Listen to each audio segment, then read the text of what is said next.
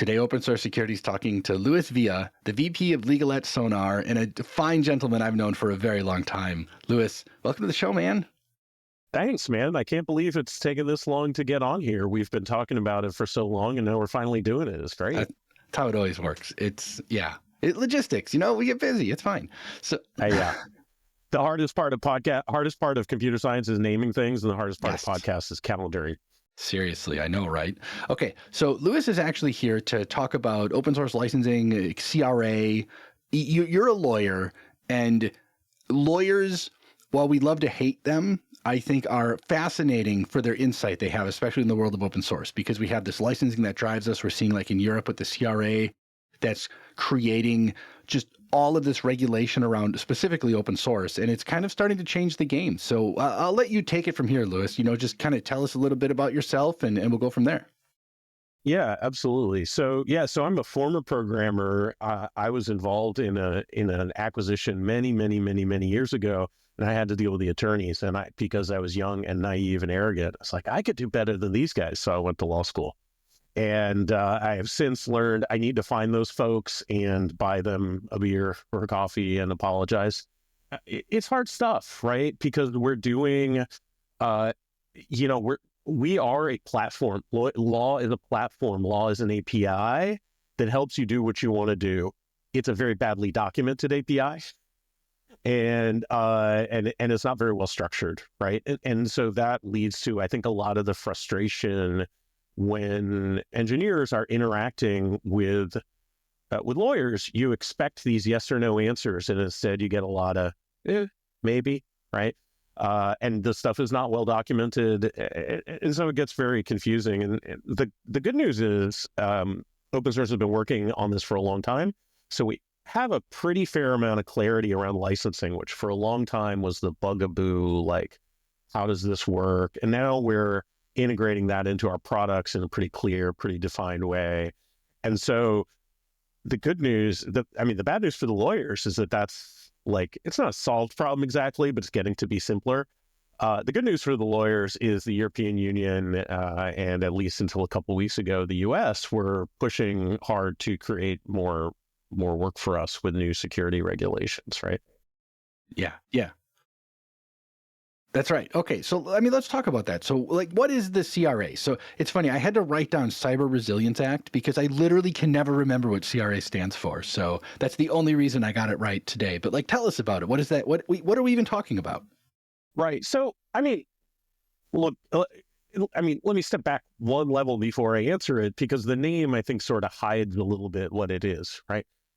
Fundamentally, our software, including open source, but not just open source, are at the root of our entire civilizations at this point, right? And that sounds, again, arrogant, but that's the reality, right? We are as important as roads, as aqueducts, as sewage pipes.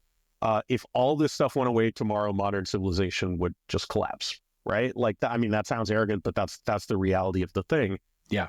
And yet we have all these rules and standards. How do you build sewage pipes? How do you build water pipes? How do you build an electrical grid that doesn't just fall over?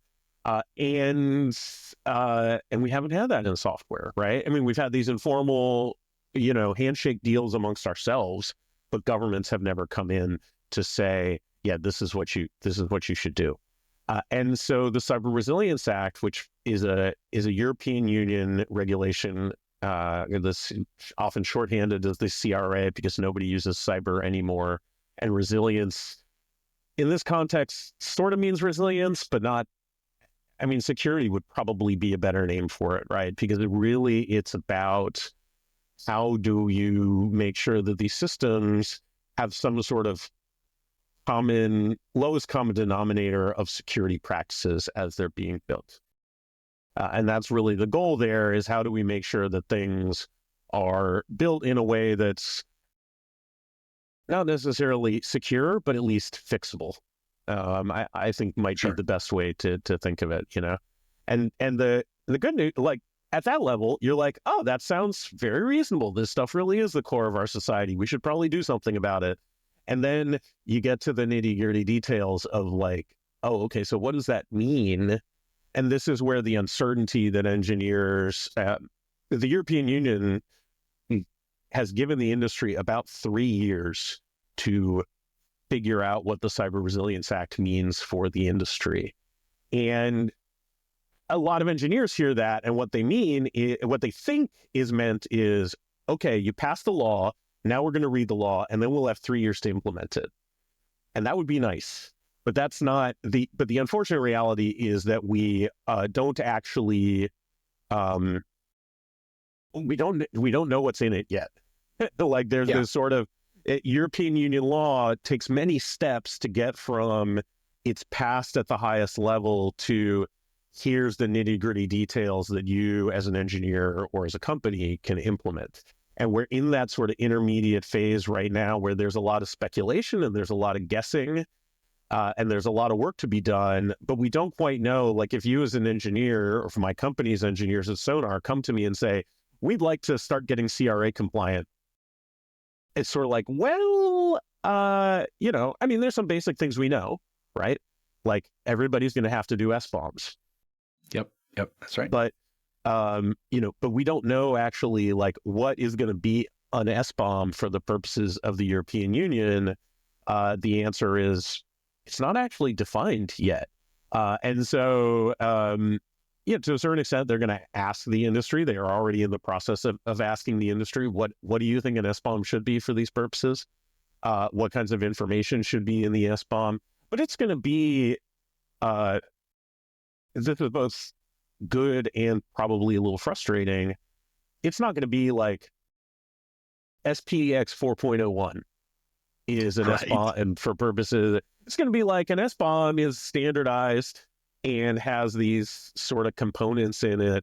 We're still going to have to figure out a little bit like, well, do we mean VEX or do we mean SPDX, or I even forget what the other one is because there are too many of them now. Cyclone DX is the other big one. Cyclone, thank you. Yeah, we've definitely got the XKCD too many standards problem, and the EU is sort of coming at it sideways, and it's like, well, you don't have an 18th standard, you just have like 17.1.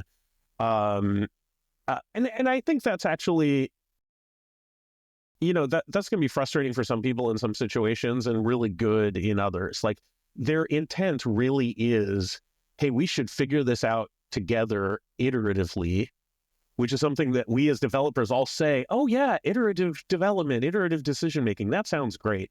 But from government, we don't want that. From government, we want clarity. And, you know, the EU is not going to come down and hand us clarity on a magic platter. We're going to have to work with them on it. So, okay.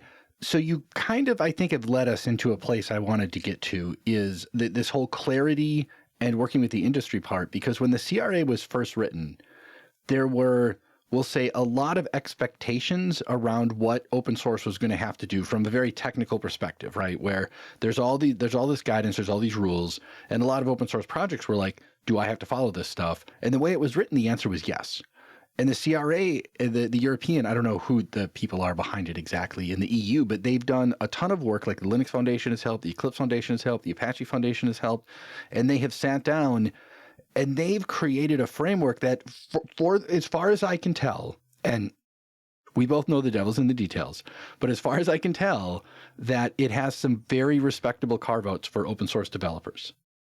Yeah, that's right. But when this was originally written, it was really in large part sort of targeted at big American tech with some support from big European software consultancies, right? So they saw this as like, oh yeah, if you're going to do business in the EU, you're going to have to pay these European consultancies to get up to speed.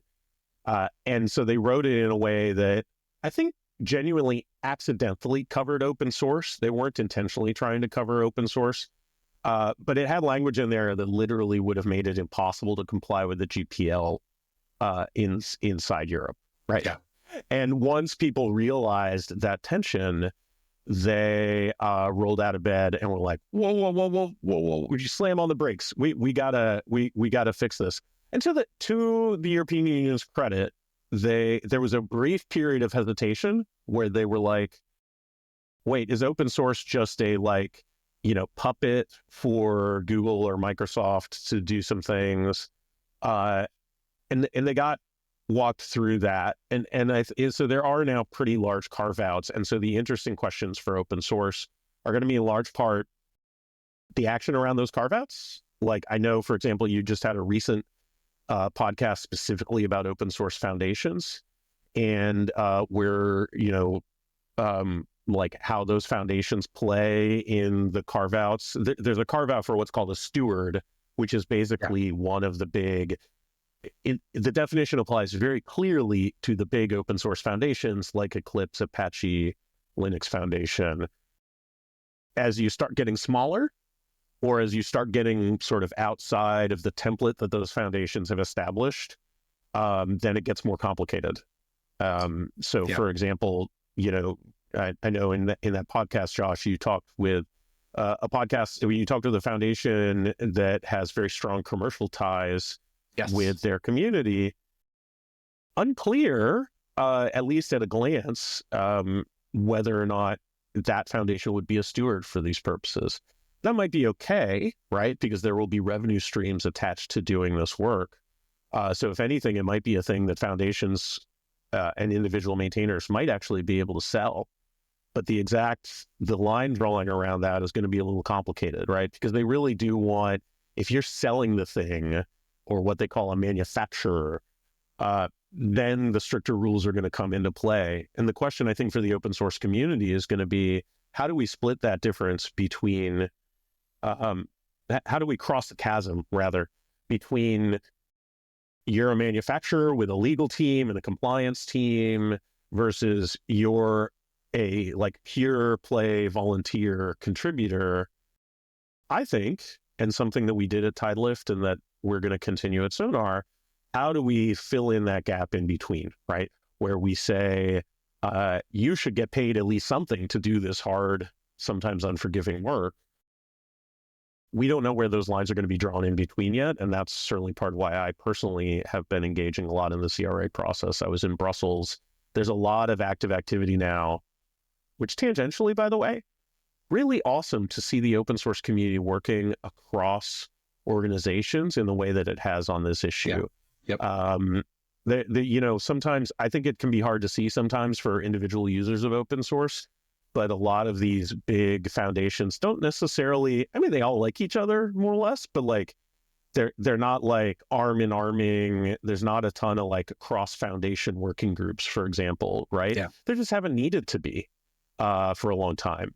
There were some in the early days of some of the patent battles, some of the encryption battles, but those things have been, have sort of subsided. So this is the first time in a while. And, I wish we weren't doing it under deadline pressure, but it was pretty cool to be in a room in Brussels with Eclipse and Apache, Erlang was there, Python was there.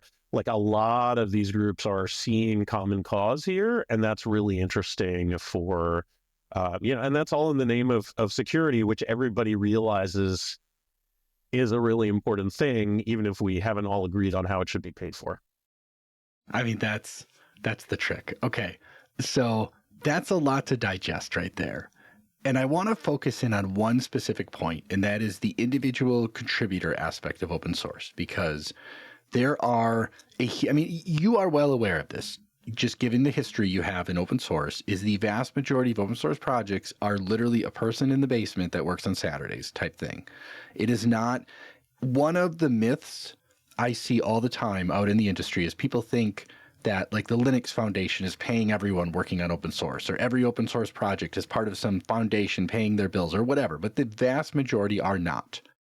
So if I'm an individual open source contributor and I have a package, is there anything I need to be concerned about at this time, given what we know about the CRA? The answer to that, oh man.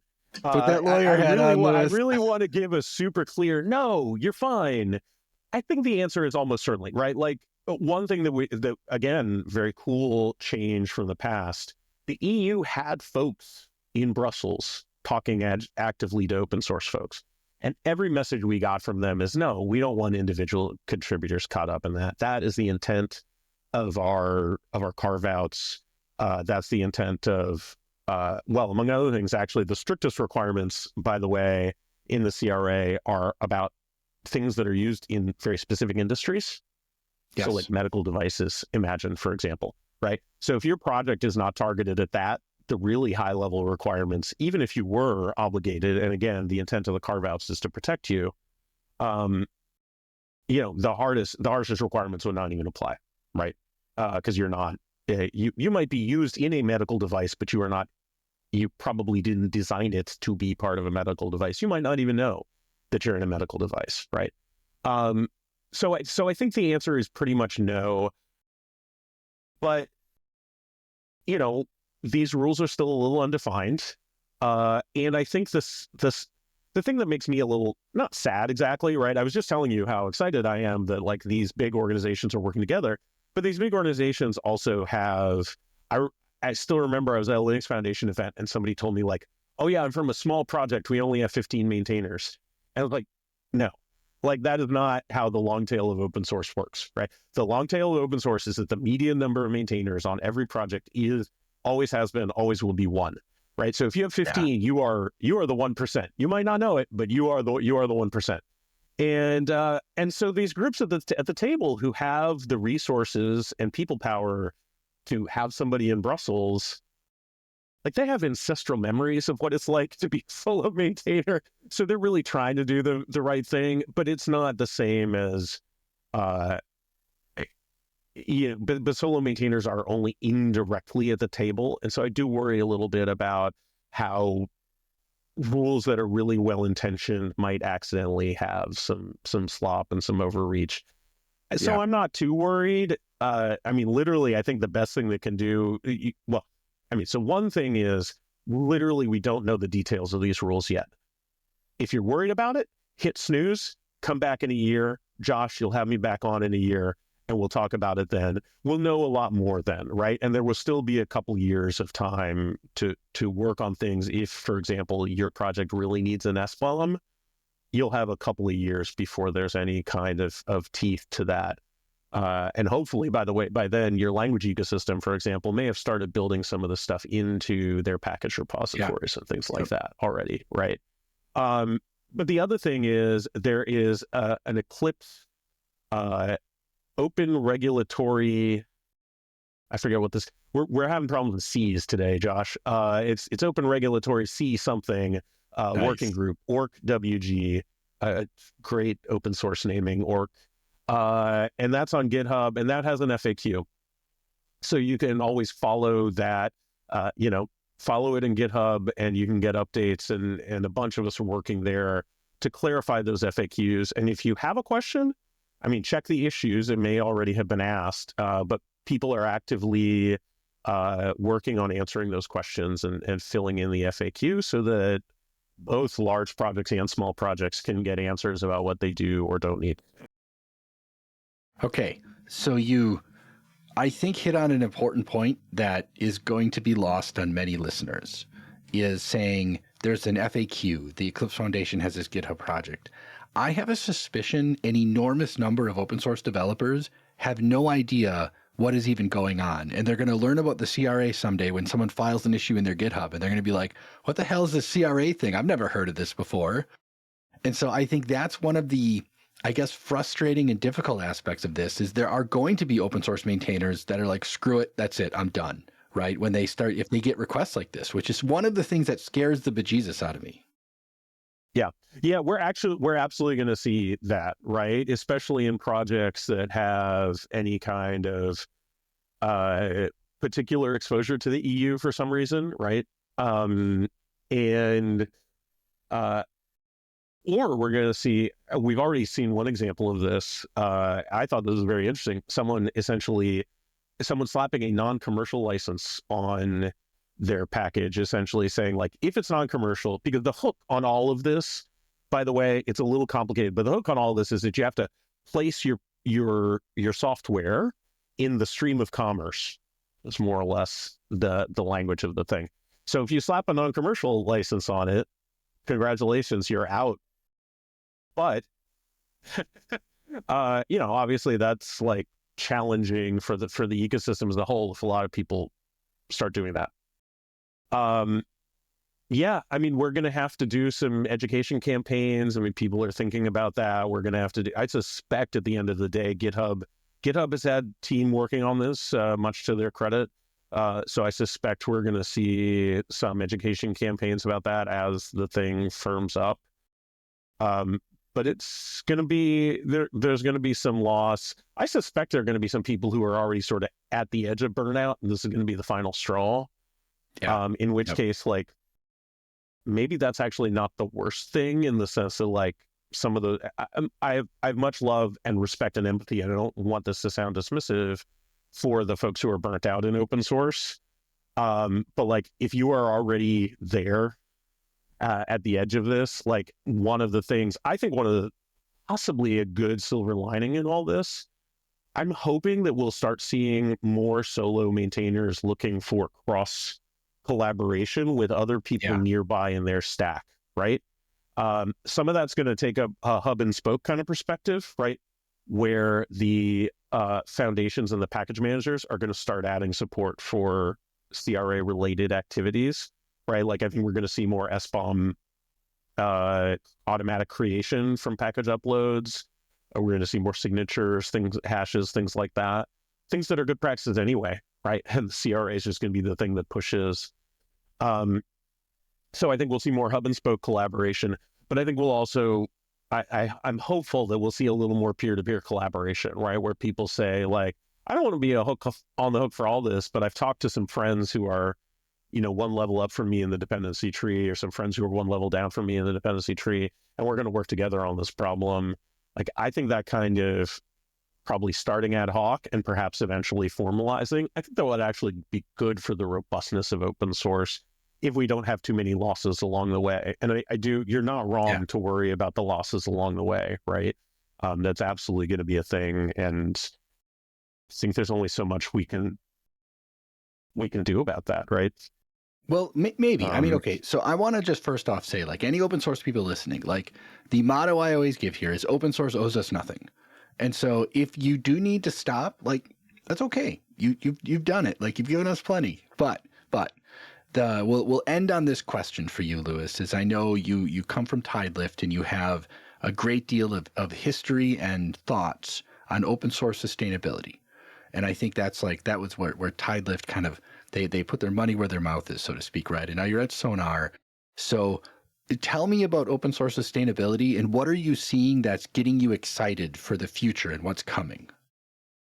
I think the acquisition by Sonar and the things that Sonar is doing around ensuring the future of how developers interact with open source is because that's what we're doing. We just had a product launch, for example, where we're going deep on security for open source. And I think that's reflective of just a broader awareness that this stuff is not just fire and forget, right? Because CISOs have long had this, like, well, yeah, we use 5,000 projects, but I only need to know the names of 5 of them. And I'm not saying the CISOs need to memorize all 5,000 names, but, like, using tooling like what we're offering at Sonar, or other folks that surfaces that reality. Like, you do need a lot of stuff, and including from the CRA. I mean, the CRA has provisions that we don't know exactly yet, but might improve the amount of money that flows down into open source. And certainly the EU has not been shy about saying it's not in the law. Well, actually, it's a little bit in the law itself. They want big users of open source to be footing the bill for this, right? And that means some of that money is going to go back to maintainers. Is it going to be enough? I don't know, but I think people are going to take it more seriously. As you said, we were beating that drum at Tidelift for 8 years. Very exciting to see Sonar, recognizing the value of that. Certainly, it was part of what was fun for me about the acquisition. And I think the industry as a whole is just realizing that, oh, we need to take this seriously. And that's really, the outlines of that are still murky. It's still early days. But I think that's the really positive thing that the whole industry is seeing, that sustainability and security go hand in hand. You cannot have security without figuring out the sustainability story. Yeah, So 100%. that's cool. We'll see. Well, when you come back in a year, hopefully we'll have more stories to tell about CRA and sustainability. Because I will say, I do feel like the sustainability graph is going up and to the right finally, and I don't think it was going up and to the right for a long time. So I'm hopeful. I'm not saying we're solving it, but I feel like it's at least not going down. Yeah, for those who are listening and not watching video, I am very vigorously nodding along with Josh. Right, it is up and to the right. Yeah. It has taken too long, but it is up and to the right, and that's and you don't Barely, have to wait a right? year. You can always have me back on for licensing in the meantime. That's So true. That's true. That's a fascinating topic in itself. And I now one thing we'll kind of end on this observation I have, right? Is like I work for a company called Anchor. We do a lot in the SBOM vulnerability universe. And in the last like 3 or 4 months, I feel like I have had more discussions about licensing than I had in like the prior 2 years of doing this work. So I don't know why, but I feel like something's coming. yeah, I mean, I think we're seeing an uptick there, right? The source availability discussion and again the economic sustainability discussion, like we were saying Yeah. about non-commercial licenses, is causing people to think about it in a serious way. Yeah, so it's real, and yeah, let's do this again sometime. Thanks for having me on, Josh. Louis, I want to thank you so much. It has been an absolute blast. Great. Yeah, me too. Ditto.